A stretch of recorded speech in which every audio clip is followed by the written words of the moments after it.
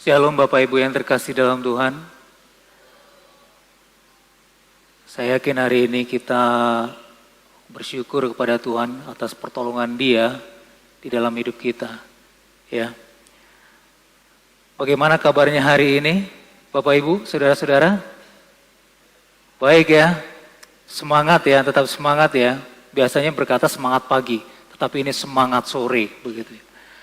Baik saudara kasih dalam Tuhan, marilah kita membuka Alkitab kita dan kita akan segera merenungkan satu bagian dari firman Tuhan. Satu bagian dari firman Tuhan yang terdapat di dalam Kisah Para Rasul pasal yang ke-16. Kisah Para Rasul pasal yang ke-16 ayat yang ke-4 sampai ayat yang ke-12. Untuk menghormati firman Tuhan, saya mengundang Bapak Ibu Saudara semua untuk bangkit berdiri bersama-sama dan saya akan membacakannya bagi Bapak Ibu semuanya. Demikian firman Tuhan. Kisah Para Rasul 16 ayat yang ke-4 sampai yang ke-12. Dalam perjalanan keliling dari kota ke kota, Paulus dan Silas menyampaikan keputusan-keputusan yang diambil para rasul dan para penatua di Yerusalem dengan pesan supaya jemaat-jemaat menurutinya. Demikianlah jemaat-jemaat diteguhkan dalam iman dan makin lama makin bertambah besar jumlahnya. Mereka melintasi tanah Frigia dan tanah Galatia karena Roh Kudus mencegah mereka untuk memberitakan Injil di Asia. Dan setibanya di Misia mereka mencoba masuk ke daerah Bitinia, tetapi Roh Yesus tidak mengizinkan mereka. Setelah melintasi Misia mereka sampai di Troas. Pada malam harinya tampaklah oleh Paulus suatu penglihatan. Ada seorang Makedonia berdiri di situ dan berseru kepadanya, katanya, "Menyeberanglah kemari dan tolonglah kami." Setelah Paulus melihat penglihatan itu, segeralah kami mencari kesempatan untuk berangkat ke Makedonia, karena dari penglihatan itu kami menarik kesimpulan bahwa Allah telah memanggil kami untuk memberitakan Injil kepada orang-orang di sana. Lalu kami bertolak dari Troas dan langsung berlayar ke Samotrake, dan keesokan harinya tibalah kami di Neapolis. Dari situ kami ke Filipi, kota pertama di bagian Makedonia ini. Suatu kota perantauan orang Roma. Di kota itu kami tinggal beberapa hari. Marilah kita bersatu di dalam doa. Ya Bapa, nyatakanlah kebenaran firman-Mu. Dan biarlah kami boleh mengenal Allah dengan benar. Mengerti akan tuntunan dan bimbingan-Mu di setiap jalan kehidupan kami. Demi Kristus Allah yang hidup. Amin. Silakan duduk kembali Bapak Ibu yang terkasih dalam Tuhan. Bapak Ibu yang terkasih dalam Tuhan, saya ingin memberikan satu tema dalam uraian firman Tuhan pada sore hari ini, itu adalah bimbingan Allah yang mempesona. Ya, bimbingan Allah yang mempesona. Nah, saudara yang kasih dalam Tuhan, apakah saudara-saudara pernah mengalami satu situasi di mana saudara-saudara semua itu mengalami satu situasi yang stagnan, stagnasi, tidak bisa berkembang. Silakan slide selanjutnya. Di mana Bapak Ibu mengalami satu situasi yang mandek, tidak bisa berkembang. Barangkali Bapak Ibu punya pekerjaan, kok pekerjaan saya begini-begini saja ya. Saya sudah memberi yang terbaik, tapi kok saya tidak mengalami perkembangan di perusahaan ini. Atau ketika Bapak Ibu memikirkan, kok nasib saya hanya seperti ini ya. Dari tahun ke tahun tidak ada perubahan. Ekonomi saya hanya seperti ini. Saya ingin meningkatkan karir tetapi tidak bisa. Atau barangkali yang mahasiswa ya. Mahasiswa ketika di semester-semester akhir, kemudian dalam rangka penyusunan tugas akhir, mengalami satu kemandekan. Tidak bisa lagi mendapatkan satu ide-ide di mana dia bisa mengembangkan satu tulisan-tulisan itu yang menjadi satu pelaporan di bagian tugas akhirnya. Pernahkah Bapak Ibu mengalami demikian? Pernah? Ini antara bingung ya, pernah dan tidak begitu ya. Tapi Tetapi saya yakin dan percaya, setiap kita barangkali pernah ada di dalam situasi seperti itu. Dan saya pernah mengalami situasi seperti itu, Bapak Ibu yang terkasih dalam Tuhan. Ketika di satu hari, ketika saya melayani di satu daerah, di daerah Sumatera, saya kok mengalami satu stagnan, tidak bisa berkembang lagi. Pelayanan saya ketika saya melakukan satu tugas memberitakan Injil kepada orang-orang yang belum percaya di sana, kok saya menemukan ada satu metode yang sebenarnya saya bisa kembangkan, tetapi karena ada satu aturan-aturan tertentu sehingga saya tidak bisa keluar seluruh potensi-potensi saya. Itu sebabnya sepertinya ada rasa mandek di sana. Dan apa yang saya lakukan, Bapak Ibu yang terkasih dalam Tuhan, saya bicara kepada pimpinan, oh saya ingin studi lanjut. Untuk apa? Untuk merefresh lagi apa yang harus saya lakukan dan saya kembangkan di kemudian hari. Itu adalah upaya-upaya yang bisa saya lakukan. Dan kemudian apa yang disampaikan oleh pimpinan saya pada waktu itu? Silakan Pak Edi mengeksekusinya. Silakan studi kembali. Dan akhirnya saya masuk dalam satu studi pasca sarjana untuk melanjutkan pendidikan saya. Nah, Bapak Ibu yang terkasih di dalam Tuhan, saya kira setiap kita ada dan pernah barangkali ada dalam situasi-situasi seperti ini. Tetapi kita bisa saja mengalami satu kebingungan bagaimana caranya supaya kita bisa keluar dari situasi tersebut. Dan yang sering kali kita lakukan adalah biasanya bertanya. Bertanya kepada pasangan, bisa bertanya juga kepada mentor kita, bisa juga bertanya kepada kakak rohani atau pembina rohani kita. Dan juga bisa bertanya kepada gembala kita. Itu adalah upaya-upaya yang bisa kita lakukan ketika kita mengalami satu situasi stagnasi. Situasi yang mandek di dalam kehidupan kita. Ada seorang filsuf dari eksistensialis ya, dia seorang beragama Kristen, namanya adalah Marcel ya. Marcel ini berkata bahwa manusia itu adalah homo voiter. Artinya manusia itu selalu bergerak maju. Dia tidak mengalami satu pergerakan hanya berdiam di tempat, tidak. Tetapi selalu bergerak dan selalu ingin maju. Itu adalah manusia. Slide selanjutnya, minta tolong. Itu sebabnya dikatakan manusia itu adalah homo viator. Karena apa? Karena orang-orang Kristen itu ingin selalu bergerak maju dari waktu ke waktu, dari tahun ke tahun. Itu sebabnya di dalam satu tulisan, seorang hamba Tuhan yang bernama Daniel Tanut Saputra pernah menuliskan bahwa dari setiap abad ke abad, orang Kristen itu terkenal dengan sebutan homo viator. Kenapa? Karena dia ingin mengembangkan satu hal di dalam dirinya, bukan saja berkaitan dengan dirinya, tetapi berguna buat kemanusiaan. Itu sebabnya kita melihat ada PMI. Itu adalah pergerakan-pergerakan yang dilakukan oleh umat Kristen. Bakti-bakti sosial itu juga diawali oleh orang-orang Kristen.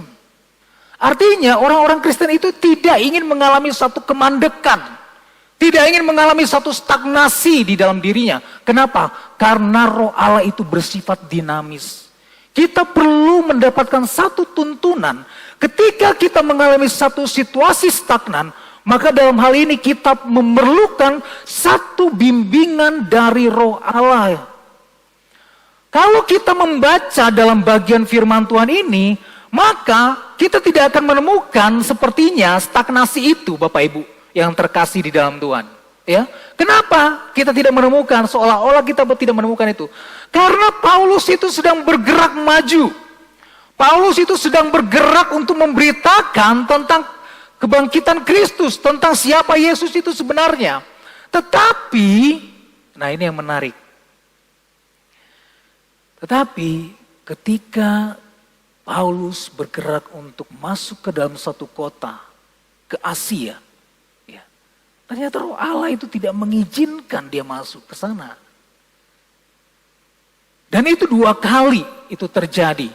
Bayangkan Bapak Ibu, marilah kita membayangkan. Pada zaman itu belum ada transportasi pesawat udara. Ya, Dan juga belum ada transportasi mobil atau motor, belum ada.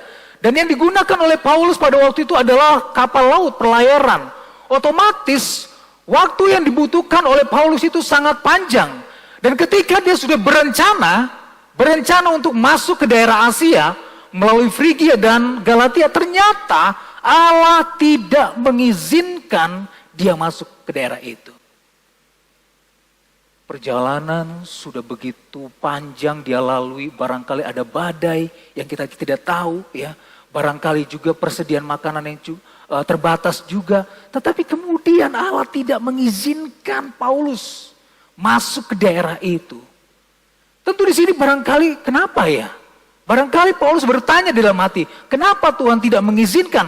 Bukankah ini dalam rangka untuk memberitakan Injil? Bukankah ini dalam rangka untuk memberitakan siapa Kristus? Bukankah ini untuk memberitakan keselamatan di dalam Kristus?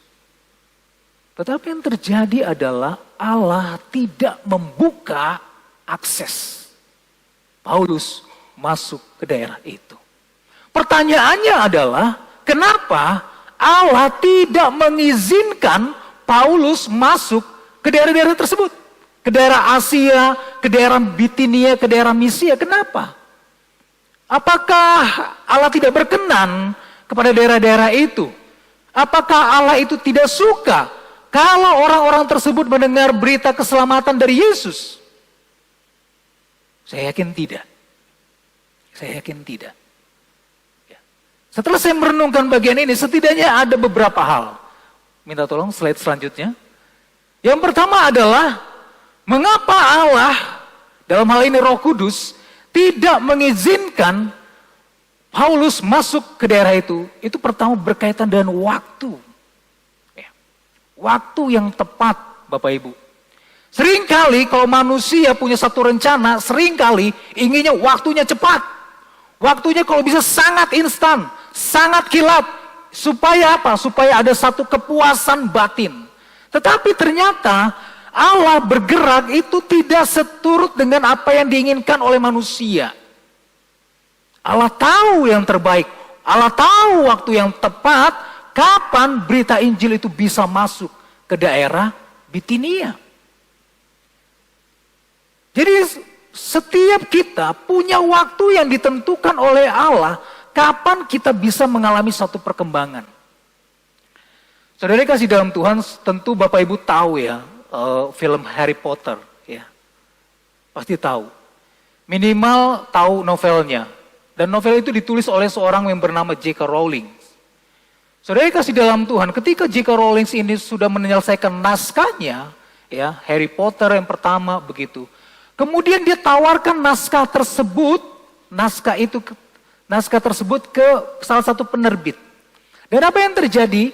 Rupanya penerbit itu ketika membaca, kemudian membaca lagi naskah dan tulisan dari J.K. Rowling ini, dia tidak tertarik. Dan apa yang terjadi? Dia menolak untuk menerbitkan. Tetapi kemudian J.K. Rowling akhirnya mengevaluasi diri, mengevaluasi terus, apa kira-kira yang kurang ya dari tulisan saya, dari novel yang saya buat ini. Akhirnya dia kemudian menyelesaikan dan merevisi ulang. Lalu dia kirimkan lagi ke penerbit yang lain. Ditolak dari satu penerbit, dia masuk ke penerbit yang lain. Dan apa yang terjadi? Dia kemudian juga mengalami satu penolakan. Dan setelah dia mengalami penolakan tersebut, kemudian dia mengevaluasi lagi. Kira-kira di mana kekurangannya? Imajinasi seperti apa yang bisa dikembangkan dari tulisan tersebut. Kemudian dia merevisi dan kemudian setelah selesai, dia kirimkan lagi ke penerbit yang lain. Dan apa yang terjadi Bapak Ibu yang terkasih dalam Tuhan? Naskahnya tetap ditolak. Tapi apakah J.K. Rowling menyerah? Tidak. Setelah 12 kali mengalami penolakan, J.K. Rowling akhirnya mendapatkan suatu penerbit kecil, ya, yang pada waktu itu akhirnya mau menerbitkan tulisan Harry Potter. Dan apa yang terjadi? Rupanya tulisan itu, novel itu meledak di pasaran dan akhirnya difilmkan. Bapak Ibu yang terkasih dalam Tuhan, kita tidak tahu waktunya. Seringkali penolakan membuat kita merasa down, merasa putus asa, merasa tidak sanggup, sudahlah saya menyerah saja, buka usaha seperti ini ternyata tidak ada manfaatnya, tidak ada manfaatnya buat saya, tidak menguntungkan. Akhirnya putus asa. Dan di sini sebenarnya dibutuhkan adalah kesabaran menantikan waktu yang tepat di mana Allah akan memberkati. Dan apa yang terjadi? Saudara dikasih dalam Tuhan, kalau kita melihat bahwa penantian dari Paulus pun berujung yang manis. Nanti kita akan melihat. Yang kedua, kenapa Roh Kudus itu mencegah, ya? Kenapa Roh Kudus mencegah Paulus? Karena Tuhan sudah menyiapkan satu tempat yang lebih tepat. Ya, Bapak Ibu yang terkasih dalam Tuhan. Kalau kita mengalami satu situasi stagnasi di dalam diri kita, barangkali itu adalah satu imbauan atau warning buat diri kita untuk memikirkan dan meninjau kembali apakah saya tepat berada di tempat ini. Ya. Paulus masuk ke daerah Misia, ternyata ditolak oleh Roh Kudus. Paulus mencoba masuk ke daerah Asia, ternyata ditolak oleh Roh Kudus. Tetapi kemudian Roh Allah seiring dengan berjalannya waktu, kemudian Tuhan menyatakan dan menyingkapkan melalui sebuah mimpi bahwa ada satu orang dari Makedonia yang meminta untuk datang ke daerah itu. Dan apa yang terjadi? Ternyata Allah membuka akses di sana. Pertanyaannya, kenapa Allah lebih mengizinkan Paulus masuk ke daerah Makedonia dibandingkan Asia atau dibandingkan ke daerah Bitinia dan Misia? Karena ternyata di sana itu adalah orang-orang di sana memiliki satu kesiapan hati terbuka kepada berita Injil. Bayangkan Bapak Ibu yang terkasih dalam Tuhan, jikalau Paulus masuk terlebih dahulu ke Misia, atau ke Bitinia, atau ke daerah Asia, Turki ya saat ini, yang saat ini itu daerah Asia itu adalah Turki saat ini. Dan kemudian orang-orang tersebut tidak terbuka kepada berita Injil yang disampaikan oleh Paulus. Apa yang terjadi? Paulus bisa saja merasa down. Paulus bisa saja merasa kecewa. Paulus bisa saja merasa sedih. Ya. Paulus bisa saja menangis dan bisa saja merasa tidak sanggup dengan kenyataan yang terjadi. Tetapi kemudian penantian yang dilakukan oleh Paulus itu membuahkan hasil yang manis. Karena apa? Makedonia adalah buah pertama dari pemberitaan Injil yang dilakukan oleh Paulus. Nah, saudara kasih dalam Tuhan, seringkali kita tidak mengerti tempat yang tepat yang Tuhan sediakan buat kita. Ya.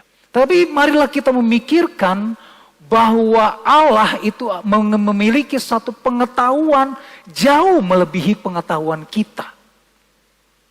Dan yang ketiga Bapak Ibu yang terkasih dalam Tuhan, kenapa sih Roh Kudus itu mencegah Paulus untuk masuk ke dalam kota Asia itu? Yang ketiga adalah berkaitan dengan pelaku. Ya. Kita melihat pertanyaannya adalah, adakah orang yang sudah memberitakan Injil ke daerah Galatia, Frigia, Misia, Bitinia? Ternyata ada Bapak Ibu.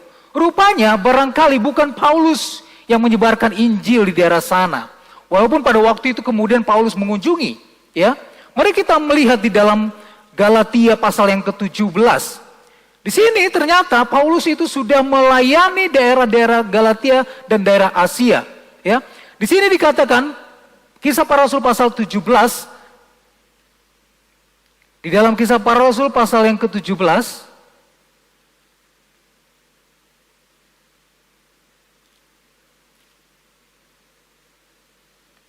Maaf, di Kisah Para Rasul pasal 18 ayat yang ke-23.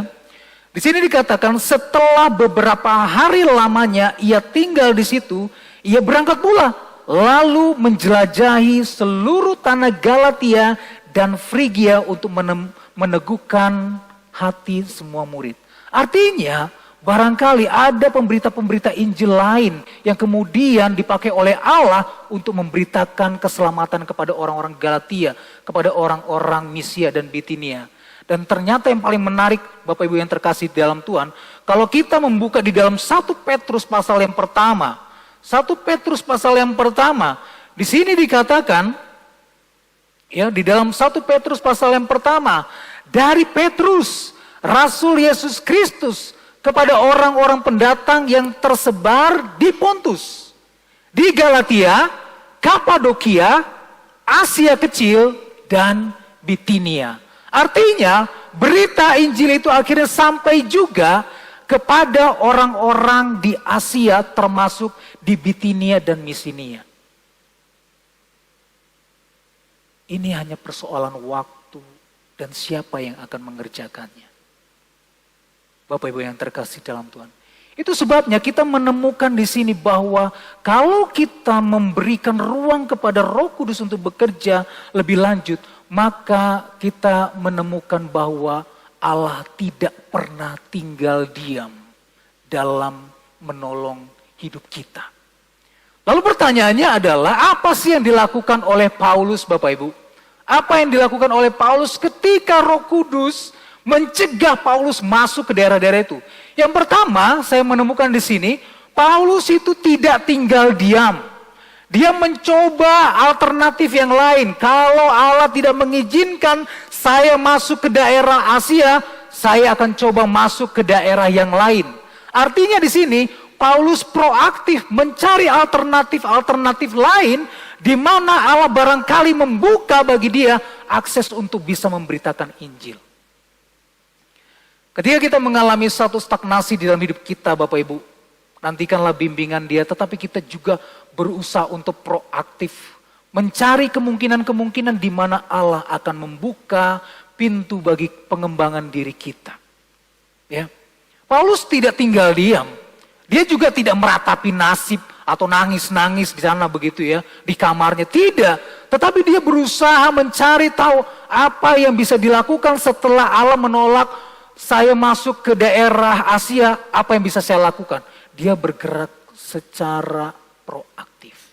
Yang kedua, Bapak Ibu yang terkasih dalam Tuhan, yang kedua adalah ya, dia mencoba taat pada keputusan Roh Kudus. Paulus barangkali belum bisa menerima apa yang diputuskan oleh Roh Kudus ketika menolak untuk masuk ke daerah Asia. Tetapi Paulus di sini taat pada pimpinan dan keputusan dari Roh Kudus. Pertanyaannya adalah seberapa banyak kita sering taat kepada pimpinan dari Roh Kudus? Manakah suara yang lebih banyak kita dengarkan?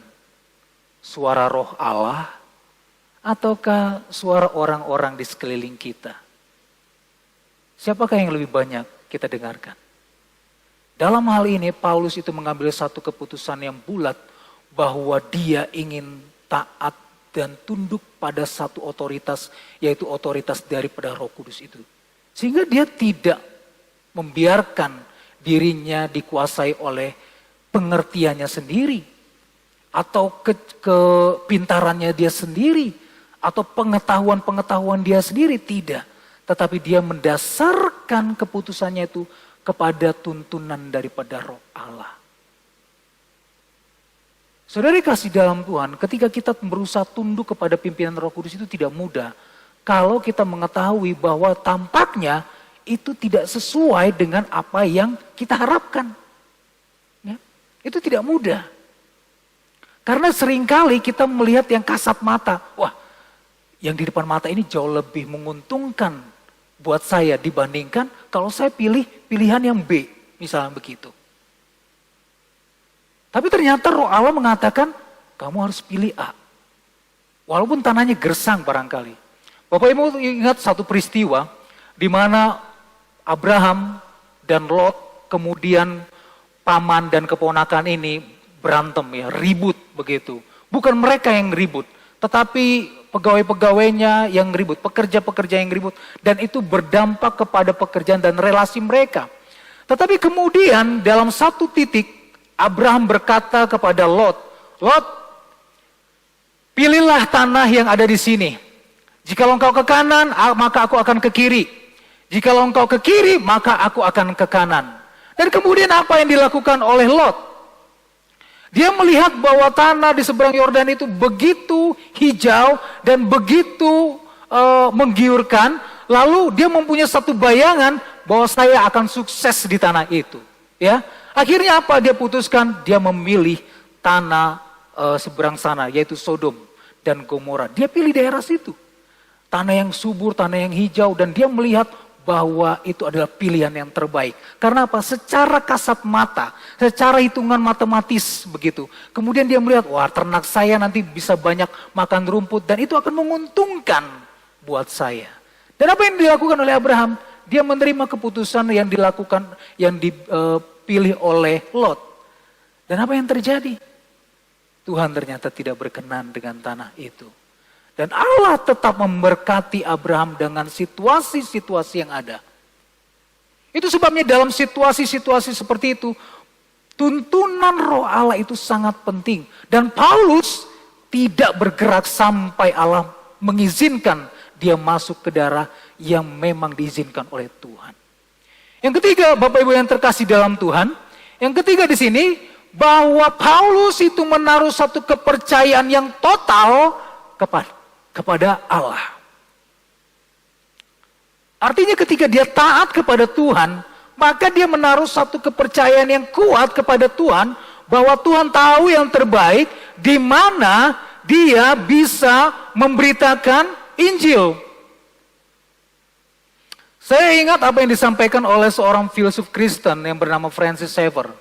Dia seorang apologet yang terkenal dan pengajar yang sangat luar biasa, pemikir yang hebat di zamannya. Ya. Francis Schaeffer ini pernah berkata seperti ini, pekerjaan Tuhan itu harus diselesaikan dengan cara Tuhan. Sekali lagi saya katakan, pekerjaan Tuhan itu harus diselesaikan dengan caranya Tuhan. Dan saya yakin Paulus itu mengerti akan hal ini. Karena itulah dia tetap bergantung dan percaya bahwa Allah tahu yang terbaik. Kalau Allah yang sudah memulai, maka dia juga yang akan menyelesaikan pekerjaannya. Jadi apa yang disampaikan oleh Francis Schaeffer ini tepat. Pekerjaan Tuhan tidak bisa diselesaikan dengan akal budi manusia. Manusia bisa merancangkan satu rancangan-rancangan sendiri, tindakan-tindakannya sendiri, membuat pertimbangan-pertimbangannya sendiri. Tetapi keputusan Allah itu adalah yang terbaik buat manusia. Ya, Bapak Ibu yang terkasih dalam Tuhan. Nah, bagaimana dengan kehidupan kita? Bagaimana kalau kita mengkaitkan dengan korelasi kehidupan kita di zaman ini? Apa yang harus kita lakukan ketika kita mengalami satu situasi yang stagnan, situasi yang membuat kita down, situasi yang membuat barangkali diri kita kecewa. Apa yang mesti kita lakukan dalam situasi-situasi tersebut? Maka yang perlu kita lakukan adalah kita perlu mencari satu bimbingan dari Tuhan. Dan bimbingan itu bisa kita lakukan ketika kita pertama mensyukuri apa yang ada. Ini bukan lagunya The Massive ya, syukurilah apa yang ada, begitu, bukan. Tapi esensi dari bersyukur ketika ada dalam situasi-situasi yang tidak menyenangkan buat diri kita, mengucap syukurlah. Banyak orang Kristen, saya katakan banyak orang Kristen, bukan orang yang percaya kepada Kristus. Banyak orang Kristen itu selalu dihiasi hidupnya dengan menggerutu, mengeluh, dan kemudian tidak mengucap syukur. Kenapa? Karena barangkali dalam hal ini ia tidak bisa melihat bahwa hidupnya pun adalah sebagai suatu rangkaian dari ucapan syukur. Dia ingin menikmati lebih. Kalau diri kita selalu melihat ke atas, maka rasa syukur kita kurang. Maksudnya kalau kita melihat orang yang di atas kita, seringkali rasa syukur kita itu kurang. Kenapa? Karena rasa tidak puas kita itu yang lebih mendominasi kita. Ya, kalau misalnya kita di posisi sebagai seorang staff, kemudian kita ingin naik ke supervisor, wah kayaknya lebih enak supervisor. Kemudian kita menggerutu, ya, mengeluh. Kenapa? Karena saya juga punya potensi yang sama, tapi kenapa dia yang menaik jabatan, bukan saya, misalnya begitu. Tetapi marilah kita mencoba untuk melihat ke bawah. Kalau kita melihat ke bawah, seringkali ucapan syukur itu muncul dari dalam diri kita. Itu sebabnya pengucapan syukur itu memiliki satu makna. Kita bisa menghargai pemberian dari Sang raja itu sendiri. Dan arah pikiran kita, arah tatapan kita, mata kita diarahkan bukan kepada berkatnya, tetapi kepada pemberi berkatnya. Dalam situasi demikian, marilah kita mensyukuri apa yang Tuhan berikan kepada kita. Bukan mengeluh, bukan juga menggerutu dengan situasi yang ada. Ya, sampaikan rasa syukur kita kepada Tuhan. Saya yakin dan percaya ketika Paulus mengalami itu, dalam hatinya dia juga mengucap syukur. Itu sebabnya di dalam suratnya dia katakan, mengucap syukurlah di dalam segala hal. Mengucap syukurlah di dalam segala situasi yang barangkali itu tidak menyenangkan. Dan situasi ini yang dialami oleh Paulus ketika Roh Kudus menolak itu adalah situasi yang tidak menyenangkan. Tetapi saya yakin Paulus di sana mensyukuri karena rupanya di akhir, di ujung dari pelayanan dia di sana, Tuhan membuka ruang bagi petobat-petobat baru. Bersyukurlah. Itu yang pertama, saudara kasih dalam Tuhan. Yang kedua, tenang. Tenang dalam situasi yang tidak menyenangkan buat kita. Barangkali situasi itu mengecewakan kita, ya. Situasi yang tidak menyenangkan buat kita. Tetapi marilah kita belajar untuk menenangkan diri. Ini adalah waktu kita untuk berdiam diri. Mari kita membuka di dalam Yesaya pasal yang ke-30, ya. Di dalam Yesaya pasal yang ke-30 di sana dikatakan,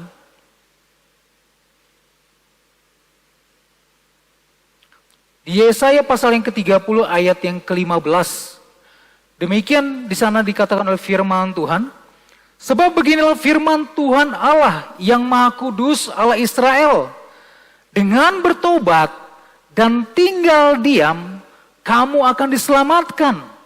Dalam tinggal tenang dan percaya terletak kekuatanmu. Artinya Bapak Ibu yang terkasih dalam Tuhan, kita bisa mengerti apa yang menjadi kehendak Allah di dalam hidup kita ketika kita berdiam diri. Kita mengabaikan suara-suara yang membuat kita bising, sehingga kita tidak bisa mendengar suara Allah yang begitu jernih sedang berbicara kepada kita.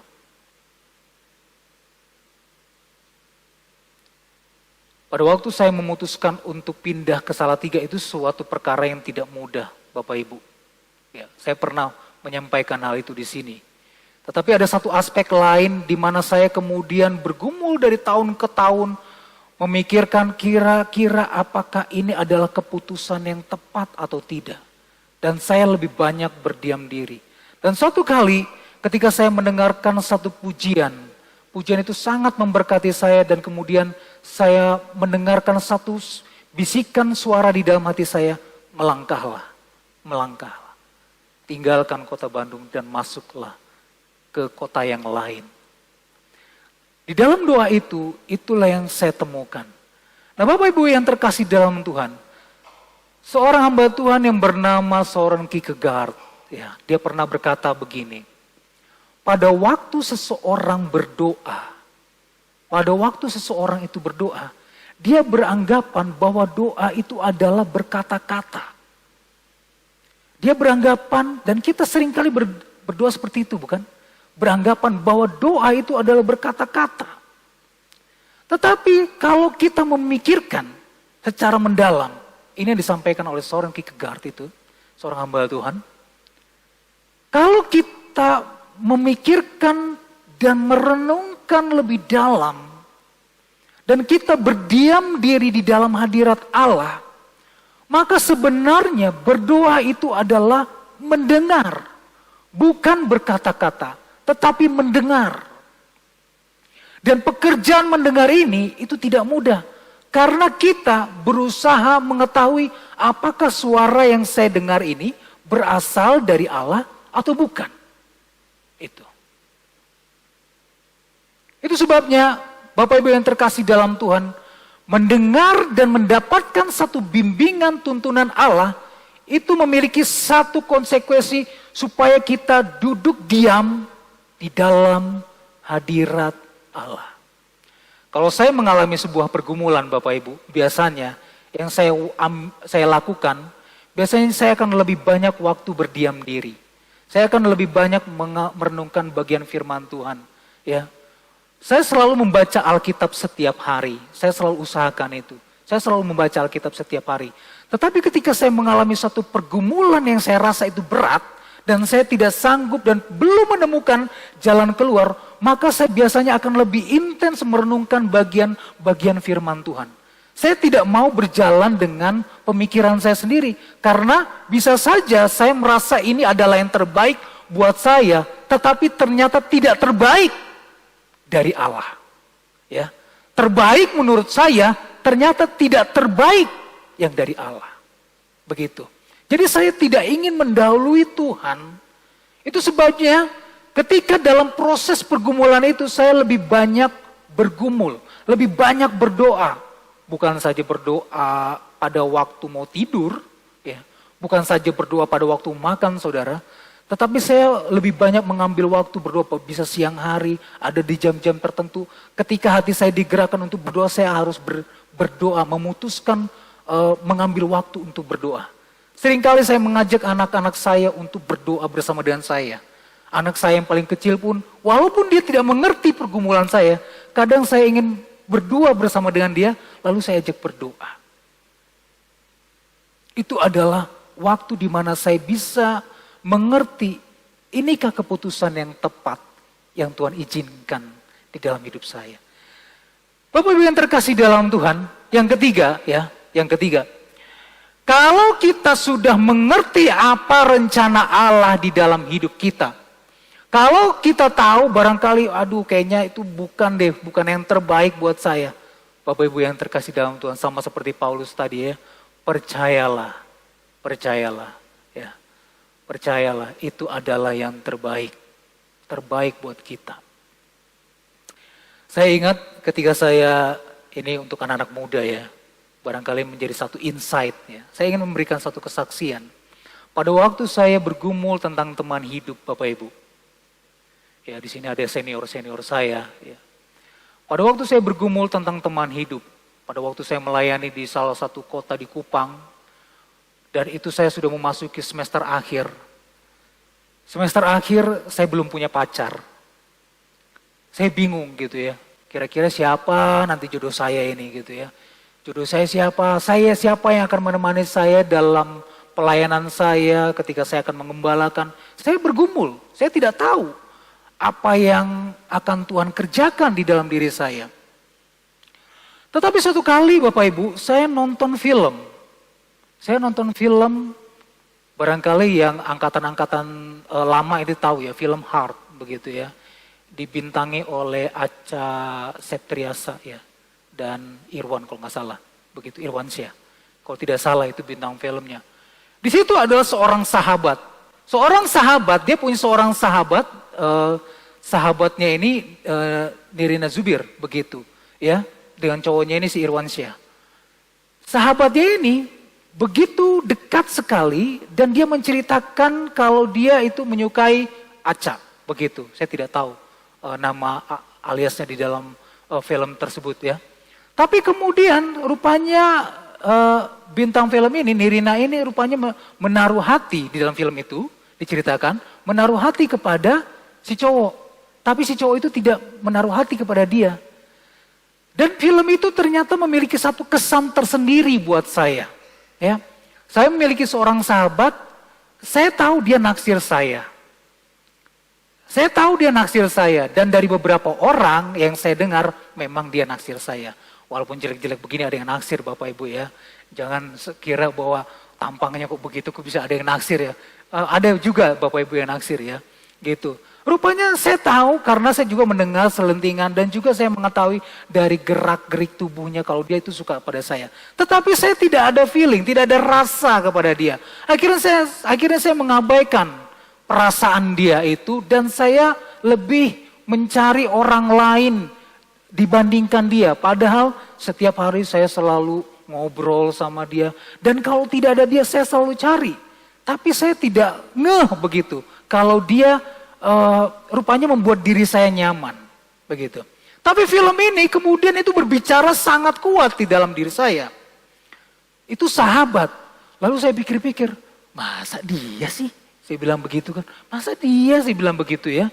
Gak mungkin lah begitu, saya kalau bisa yang lain lah begitu. Tapi apa yang terjadi Bapak Ibu, di sana di satu gereja yang saya layani ada satu bangunan sekolah. Bangunan sekolah itu belum selesai. Kemudian saya pergilah ke bangunan itu dan saya merenung di sana. Ya, di malam yang gelap. Ya. Di malam yang gelap saya kemudian merenung, kira-kira Tuhan, siapakah yang akan menjadi teman hidup saya begitu. Ya. Dan kemudian terlintaslah sosok wajahnya begitu dan tubuhnya begitu. Kok dia ya gitu. Tapi ya sudahlah, saya tunduk saja pada pilihan Tuhan begitu. Saya tunduk sajalah pada pilihan Tuhan.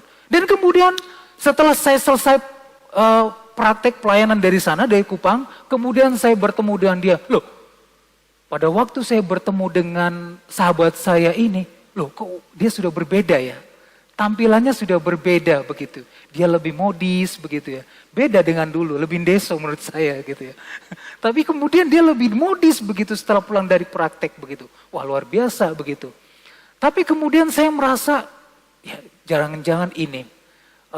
Tapi kemudian Roh Kudus ketika saya berada di kampus, Roh Kudus itu begitu kuat berbicara kepada saya, sampaikan perasaanmu. Dan saya kemudian mengambil waktu berbicara kepada dia. Boleh saya bicara dengan kamu 4 mata saja, ya di kampus itu ada satu namanya ruangan sosial di mana kita bisa menyampaikan unek-unek kita secara sosial begitu ya dengan orang lain begitu. Nah akhirnya saya sampaikan perasaan saya kepada dia. Apa yang saya katakan kepada dia, ya jangan saya buka di sini lah Bapak Ibu ya. Itu biarlah menjadi rahasia saya dengan dia begitu. Tapi kemudian saya sampaikan bahwa saya ada suka sama dia begitu. Dan kemudian saya bertanya, ada pertanyaan enggak dengan perasaan saya? Oh tidak ada pertanyaan begitu ya. Saya sangat senang tidak ada pertanyaan dari dia. Lalu bagaimana keputusannya? Ya kalau sudah begitu, ya sudah kita doakan. Wah saya sangat senang Bapak Ibu. Dan akhirnya kami mulailah berpacaran dan akhirnya memutuskan untuk menikah. Dan dia adalah wanita yang menjadi istri saya hingga saat ini. Bapak Ibu yang terkasih dalam Tuhan. Ya. Bapak Ibu yang terkasih dalam Tuhan, seringkali kita melihat situasi yang kita lihat secara kasat mata itu mungkin bukan ukuran ideal. Bukan ukuran ideal buat kita, tetapi Tuhan tahu yang terbaik buat kita. Melalui istri saya kadang-kala saya mendapatkan suatu masukan-masukan yang sangat hebat. Dan seringkali ketika ada satu momen di gereja ini, pernah saya melihat itu ya, di gereja ini, dia memberikan satu ketulusan yang luar biasa. Dia memperhatikan seorang anak yang barangkali pada waktu itu merasa terisolir, ya, terisolir dan tidak ada yang menggubris atau menegur anak ini. Tetapi kemudian istri saya mengambil satu tindakan menyapa dan kemudian memberikan apa yang dia punya kepada anak tersebut. Saya mengamati gerakan-gerakan demi gerakan dari istri saya. Dan kemudian saya menyampaikan kepada Tuhan di dalam hati saya. Tuhan, saya sangat bersyukur memiliki istri seperti dia. Yang menunjukkan kedermawanannya. Yang menunjukkan perhatiannya kepada sesama. Luar biasa. Kalau kita tidak tunduk dan tidak percaya kepada Allah yang akan memberkati kita, maka seringkali keputusan-keputusan yang kita buat membawa hidup kita kepada situasi yang tidak menyenangkan. Karena itu Bapak Ibu yang terkasih dalam Tuhan, sebagai ayat yang penutup, saya ingin mengajak kita untuk membaca di dalam Yesaya pasal ke-55 ayat yang ke-8. Slide selanjutnya. Dan Yesaya pasal 55 ayat 8 ini berkata, sebab rancanganku bukanlah rancanganmu. Dan jalanmu bukanlah jalanku. Demikianlah firman Tuhan. Amin Bapak Ibu. Mari kita bersatu di dalam doa. Saya mengundang pemain musik untuk maju. Kita mengetahui bahwa rancangan Allah itu adalah yang terbaik. Karena itu di dalam setiap kehidupan kita, ketika kita mengetahui sepertinya tidak ada jalan keluar dari setiap persoalan-persoalan yang kita alami, marilah kita selalu mengucap syukur karena anugerah Tuhan itu sangat mempesona kita. Ku mau selalu bersyukur kepadamu Tuhan, anugerah-Mu mempesonaku. amin. Selalu dan Kau selalu, angkat hatiku, haleluya, Kau membuatku harga di matamu. Ku mau selalu.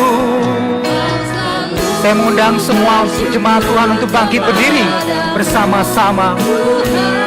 Mari kita merenungkan firman Tuhan yang sudah kita dengarkan bersama-sama. Selalu dan selalu Kau angkat hatiku, Kau membuatku berharga di matamu. Ku mau selalu bersyukur kepadamu Tuhan, anugerah-Mu mempesonaku. Selalu dan selalu angkat hatiku, Kau membuatku berharga di mataku. Mau selalu bersyukur kepadamu Tuhan, anugerah-Mu mempesonaku. Oh, selalu dan selalu Kau angkat hatiku, Kau membuatku berharga di matamu. Selalu dan selalu, selalu dan selalu Kau angkat hatiku, Kau membuatku berharga di matamu. Selalu dan selalu angkat hatiku, Kau membuatku berharga di matamu. Saya tidak tahu apa yang Bapak Ibu sedang alami. Pergumulan apa yang sedang Bapak Ibu alami. Barangkali Bapak Ibu sedang mengalami situasi yang mandek dalam hubungan dengan sesama, dalam hubungan dengan suami atau dengan istri, atau mengalami satu stagnan dengan hubungan dengan anak. Saya tidak tahu.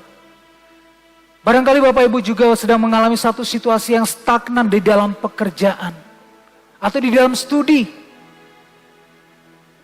Bapak Ibu sendiri dan saudara-saudara yang tahu.